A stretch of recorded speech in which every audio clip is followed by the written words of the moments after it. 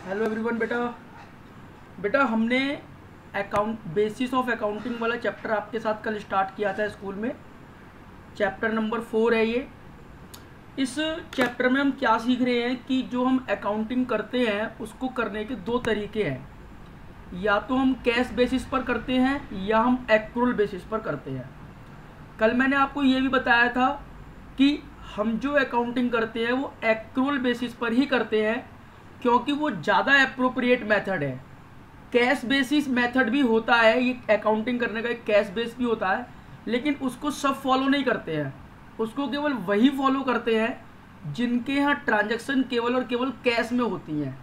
लेकिन जिनके यहाँ ट्रांजैक्शन कैश और क्रेडिट दोनों में होती हैं वो लोग एक्रूअल बेसिस या फिर मर्केंटाइल बेसिस ऑफ अकाउंटिंग को ही फॉलो करते हैं। तो कल मैं आपके साथ ये डिस्कस कर रहा था, to find the profit and loss of an business organisation transactions are recorded on the basis.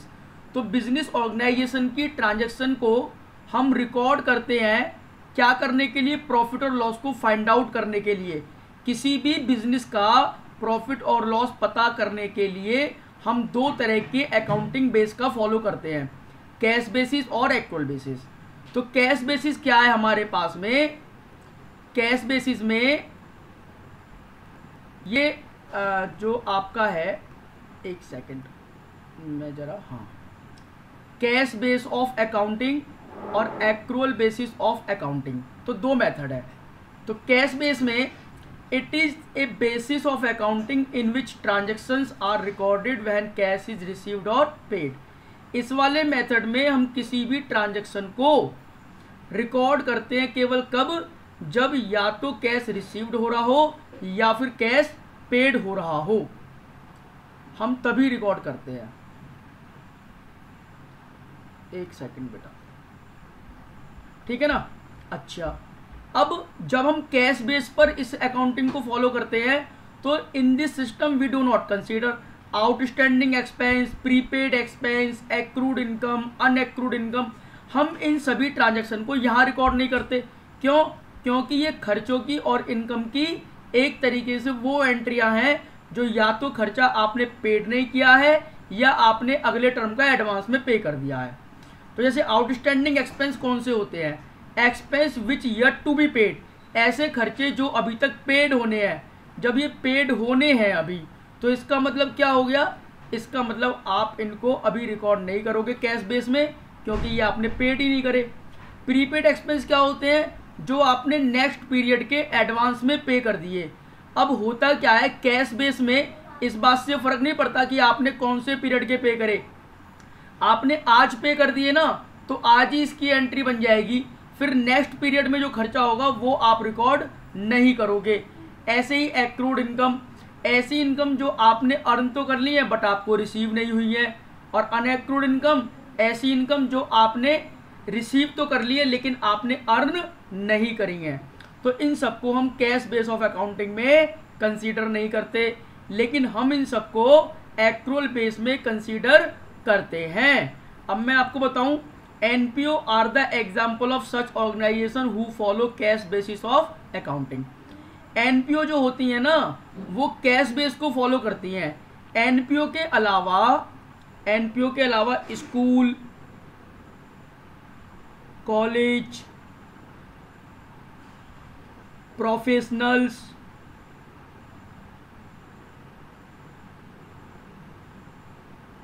ये जो लोग होते हैं सीए, डॉक्टर, वकील, ये लोग भी बेटा कैश बेस को ही फॉलो करते हैं। ठीक है ना? ये लोग भी किसको फॉलो करते हैं? कैश बेस को फॉलो करते हैं। तो आई होप आपको क्लियर हो गया होगा। अच्छा, ये भी इनके लिए कंपलसरी नहीं है कि ये लोग कैश बेस को ही फॉलो करते हैं, ये एक्रूअल बेस को भी फॉलो कर सकते हैं। कैश बेस की अपनी बहुत सारी कमियां हैं, तो उसके अपने कुछ फायदे भी हैं, मतलब एडवांटेज और डिसएडवांटेज। तो मैं बताता हूं आपको, देखो क्या एडवांटेज और क्या डिसएडवांटेज है इनके। ये देखिए एडवांटेजेस ऑफ कैश बेसिस। ये एडवांटेज क्या है कि एक सिंपल बेस है कि भैया पैसा आ जाए रिकॉर्ड कर दो, पैसा चला जाए रिकॉर्ड कर दो, ज़्यादा टेंशन लेनी नहीं है। तो ये सिंपल बेस है अकाउंट का। Suitable for those organisation where most transaction are done on cash basis. ये उन ऑर्गेनाइजेशन के लिए सुटेबल है जो अपनी मोस्ट ऑफ ट्रांजेक्शन को कैश बेस पर करते हैं, जहां पर उधार की ट्रांजेक्शन होती हैं उनके लिए ये सूटेबल नहीं है। इसकी डिसएडवांटेज क्या है? It does not give fair view of profit और लॉस। बेटा इससे क्या होता है ना कि किसी भी बिजनेस का सही प्रॉफिट और लॉस पता नहीं लग पाता। क्यों? क्योंकि आप उधार की ट्रांजेक्शन को तो रिकॉर्ड करते ही नहीं हो।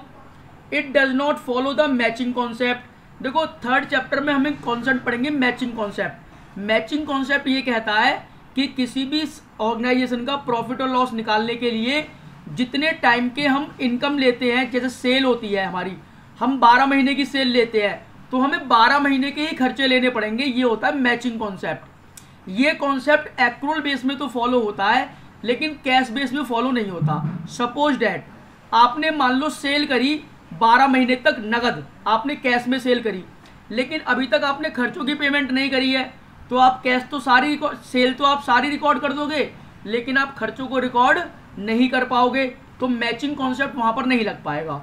तो आपकी सेल 12 महीने की होगी और खर्चे मान लो आपने 10 महीने के पे करे हैं तो 10 महीने के ही होंगे।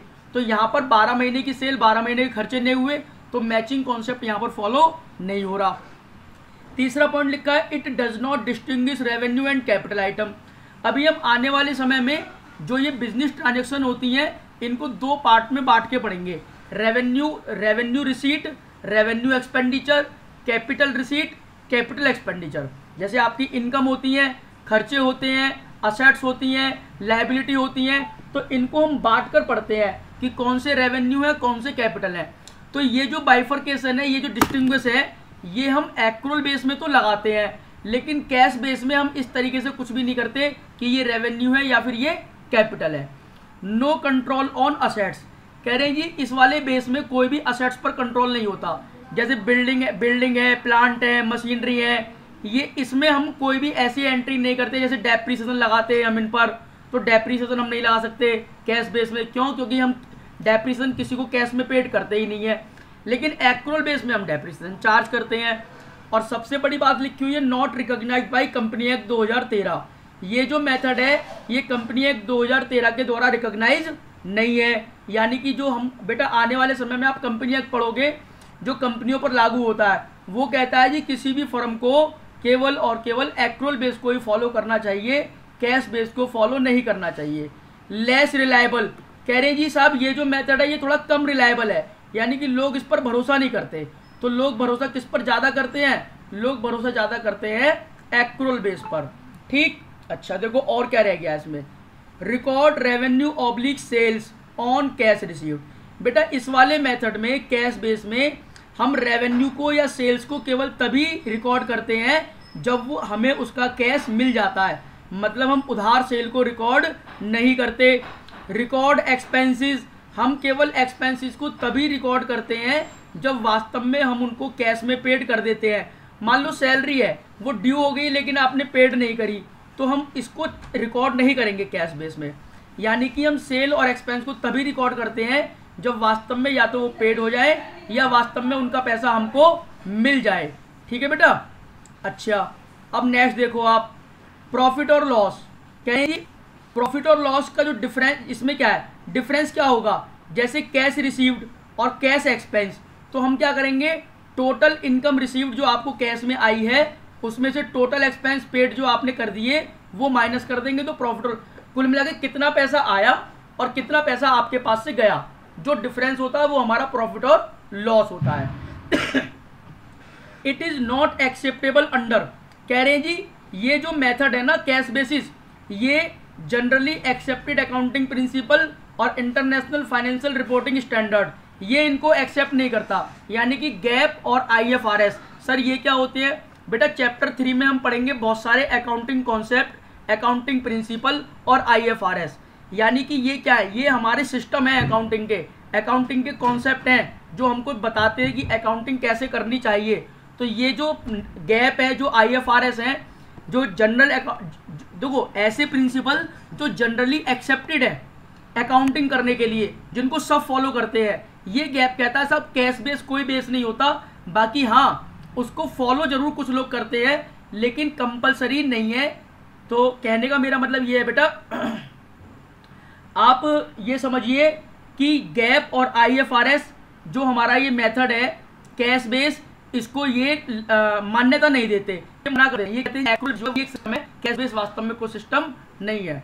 अब अगली वीडियो में हम जो बात, अच्छा इसके फीचर्स और समझ लेते हैं। देखो जरा, outstanding expense, prepaid expense, accrued income, unaccrued income are not considered.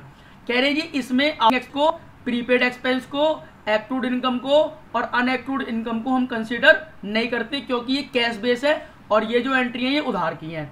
Cash transaction audit, इसमें हम केवल कैश ट्रांजेक्शन को ही रिकॉर्ड करते हैं। Does not require technical knowledge, कह रहे जी अगर आप इस सिस्टम को फॉलो करते हो, इस बेस को फॉलो करते हो, तो आपको कोई टेक्निकल नॉलेज की जरूरत नहीं है। और अगर आप एक्चुअल बेस को फॉलो करते हो तो फिर आपको पूरी नॉलेज होनी चाहिए अकाउंटिंग की, जिसको हम लोग सीख भी रहे हैं।